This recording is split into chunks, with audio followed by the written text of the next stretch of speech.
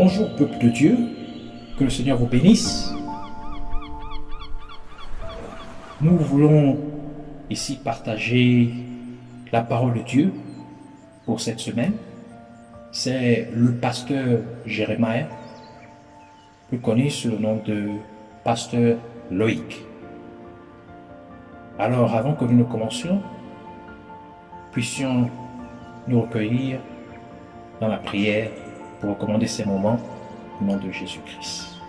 Alors, par respect à Dieu, puissions nous baisser nos têtes, nous oublier, en signe de respect. Père éternel, nous te rendons grâce, te donnons toute la gloire, l'honneur et la majesté. Toi, notre Dieu, Créateur, toi qui connais nos besoins, nos véritables besoins, toi qui sais prendre soin de nous, toi qui ne manques pas à nous donner notre pain quotidien, donne-nous notre pain en ce jour. Nous venons à toi, car c'est toi qui as dit que l'homme ne vivra pas de pain seulement, mais de toute parole qui sortira de ta bouche. C'est ça notre vrai pain. C'est ça notre vraie nourriture quotidienne. Alors, nourris-nous ce matin, ce jour. Donne-nous, Seigneur, notre véritable nourriture, ta parole. Qu'elle puisse être ancrée en nous. Qu'elle puisse apporter la foi. Qu'elle puisse apporter la vie. Car tu as dit que tes paroles sont vie et esprit. Alors vivifie-nous au nom de Jésus-Christ. Et que tous ceux qui s'opposent à la connaissance de la vérité, à la connaissance de ta parole, soient liés et renvoyés dans les habits de l'enfer une fois pour toutes au nom de Jésus-Christ. Toute puissance maléfique, toute force démoniaque, soit neutralisé au nom de Jésus. Tout ce qui va empêcher ton peuple de recevoir ta parole, qu'il soit neutralisé au nom de Jésus-Christ. Merci. Au nom de Jésus-Christ, nous avons ainsi prié. Amen. Alors, nous allons prendre notre lecture dans le livre de Matthieu, chapitre 14, versets 22 à 33. Alors, je lis la parole de Dieu dans le livre de Matthieu, chapitre 14, versets 22 à 33, au nom de Jésus-Christ. Aussitôt après, il obligea les disciples à monter dans la barque et à passer avant lui de l'autre côté, pendant qu'il renverrait la foule. Quand il l'eut renvoyé, il monta sur la montagne pour prier à l'écart. Et comme le soir était venu, il était là seul. La barque, déjà au milieu de la mer, était battue par les flots, car le vent était contraire. À la 4e veille de la nuit, Jésus alla vers eux, marchant sur la mer. Quand les disciples le virent marcher sur la mer, ils furent troublés et dirent, c'est un fantôme. Et dans leur frayeur, ils poussèrent des cris. Jésus leur dit aussitôt, rassurez-vous, c'est moi. N'ayez pas peur. Pierre lui répondit, Seigneur, si c'est toi, ordonne que j'aille vers toi sur les eaux. Et il dit, viens. Pierre sortit de la barque et marcha sur les eaux pour aller vers Jésus. Mais, voyant que le vent était fort, il eut peur. Et comme il commençait à enfoncer, il s'écria, Seigneur, sauve-moi. Aussitôt Jésus étendit la main, le saisit et lui dit, homme de peu de foi, pourquoi as-tu lutté? Et ils montèrent dans la barque et le vent cessa. Ceux qui étaient dans la barque vinrent se prosterner devant Jésus et dirent, tu es véritablement le Fils de Dieu. Que le Seigneur bénisse sa parole, qu'elle vienne pleine de grâce, de révélation, de bénédiction, de compréhension et de sagesse et de vie au nom de Jésus-Christ. Ce passage des Saintes Écritures, très connu, illustre la foi en action. Car nous devons exprimer notre foi au travers des actions, de nos dires et de nos attitudes. Parce que la foi, si elle n'est pas exprimée, elle est morte, comme le dit les Écritures, dans Jacques chapitre 2, verset 17. Il en est ainsi de la foi. Si elle n'a pas les œuvres, elle est morte en elle-même. Quand nous lisons ce passage de la parole de Dieu, souvent nous nous focalisons sur le fait que Jésus-Christ marcha sur les eaux. Mais nous oublions des informations essentielles avant le fait que Jésus ne marcha sur les eaux. Avant que Jésus puisse marcher sur les eaux, il a forcé, il a obligé ses disciples à aller, à le dévancer, à aller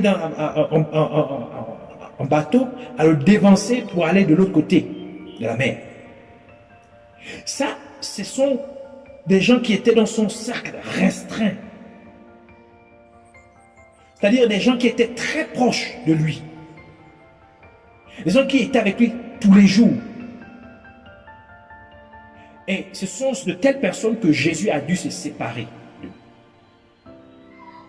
Jésus aussi a demandé aux autres personnes qui étaient avec lui, qui étaient autour de lui, de partir. Et ces personnes faisaient partie de son cercle étendu. La raison pour laquelle Jésus a dû se séparer de son cercle restreint et le cercle étendu, plus élargi, c'était pour être seul avec Dieu le Père. Parce qu'il voulait prier. En d'autres termes, il voulait parler à Dieu. Jésus voulait avoir un temps d'intimité avec Dieu. Cela nous révèle qu'il y a des moments où nous avons besoin d'être seuls avec Dieu.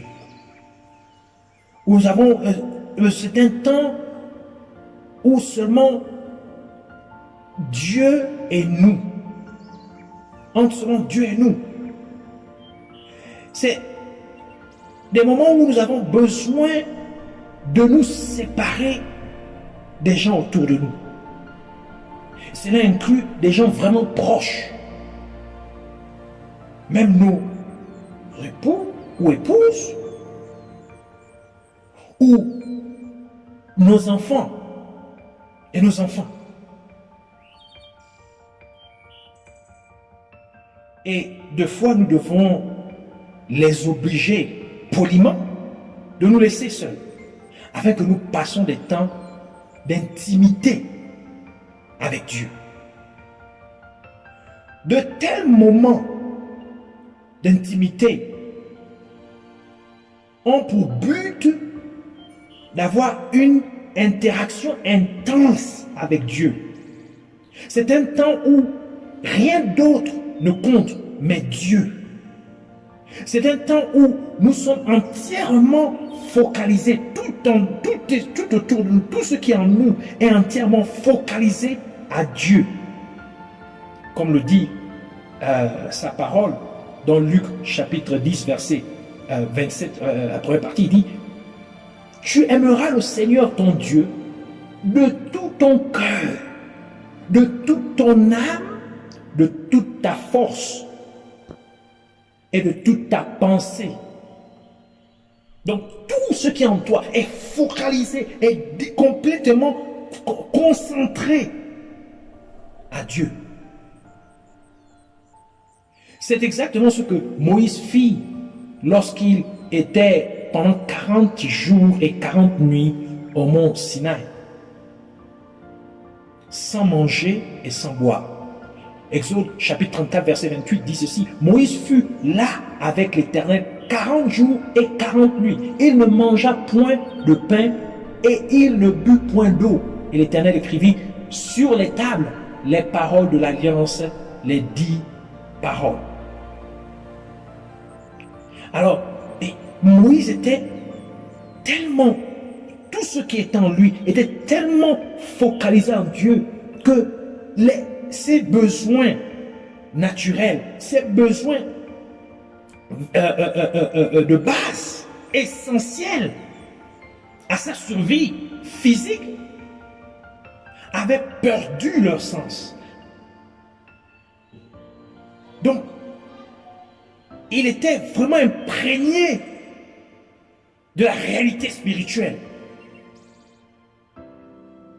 Donc ce temps, de tels moments que nous passons, de tels moments d'intimité que nous passons avec Dieu, ce sont des moments, ce sont des temps des moments que nous passons un temps substantiel, un temps adéquat, dans la présence de Dieu,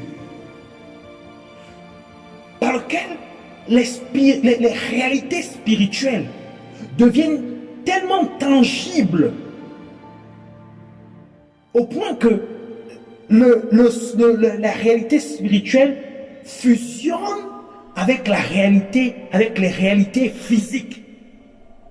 En d'autres termes, ce sont des temps par lesquels nous amenons ce qui appartient au spirituel à se manifester sur le plan physique. Car Dieu appartient à la réalité spirituelle.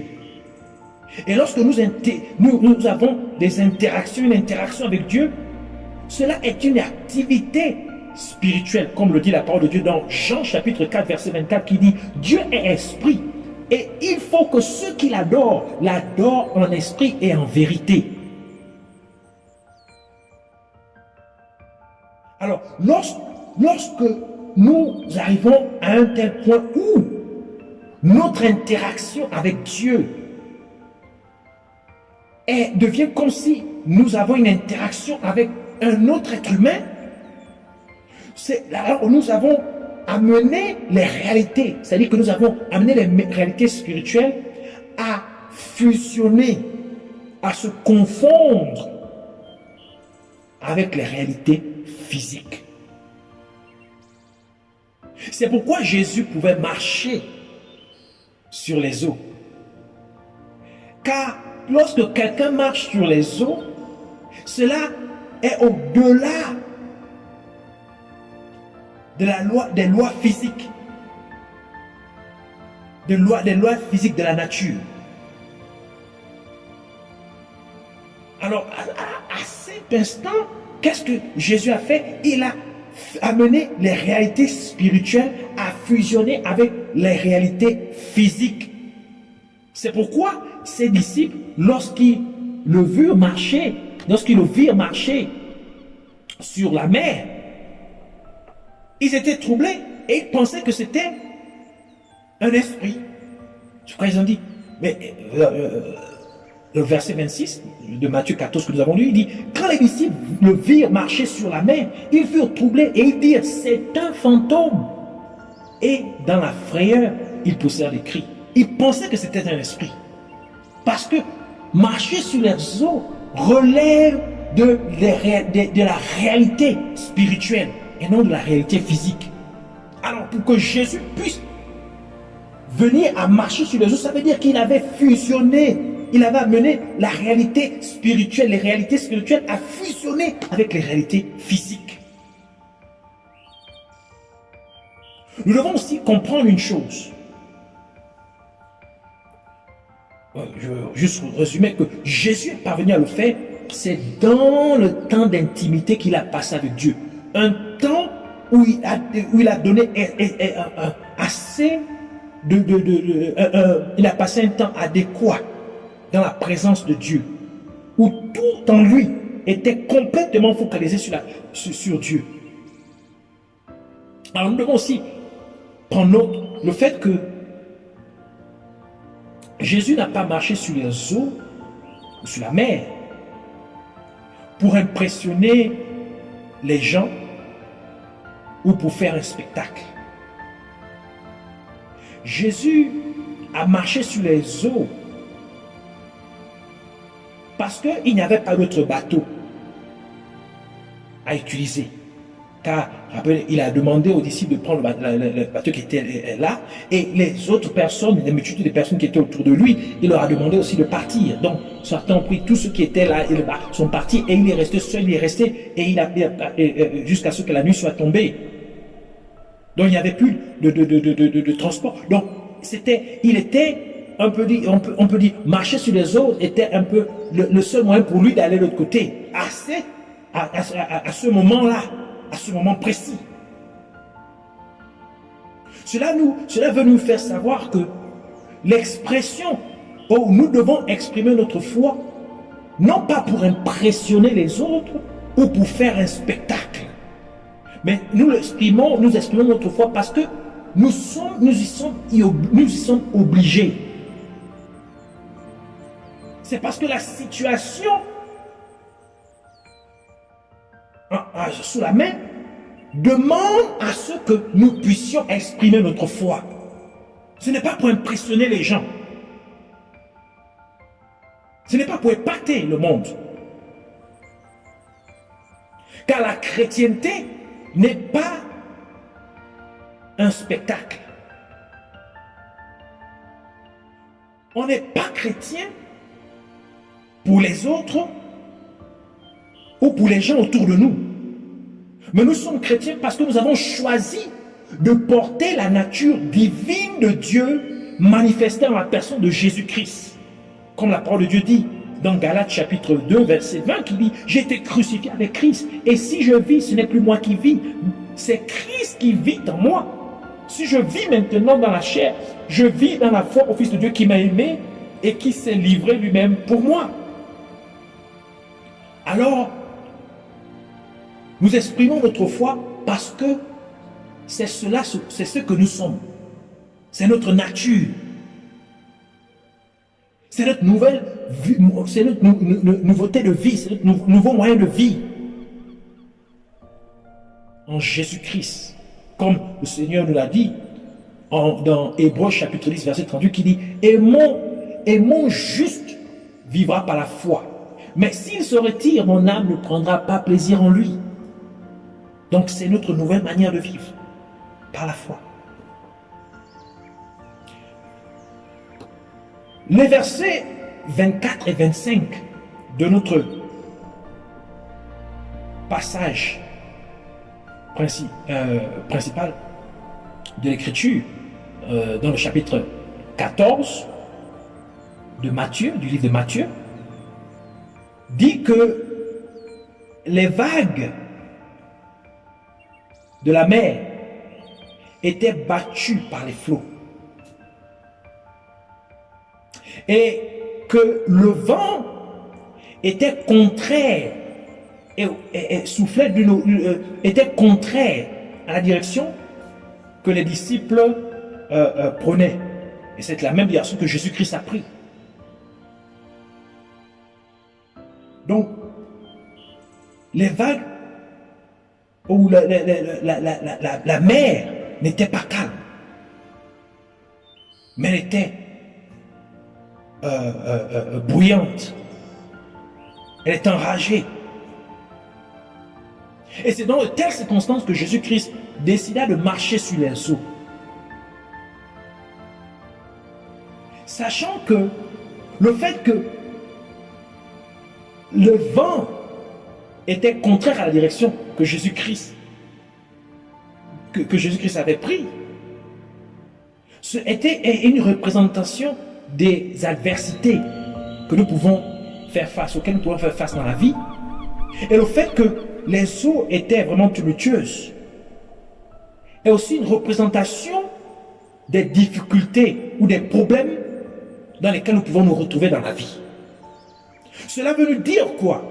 Que c'est face aux adversités que Dieu espère ou attend de voir plus de nous voir plus exprimer notre foi. C'est au milieu des difficultés, des problèmes que Dieu désire voir notre foi en manifestation.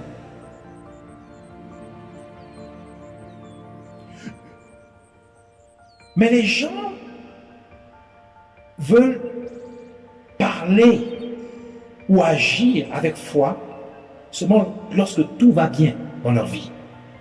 Oublions que le but principal de la foi, c'est d'ôter les montagnes, en d'autres termes, ôter les problèmes.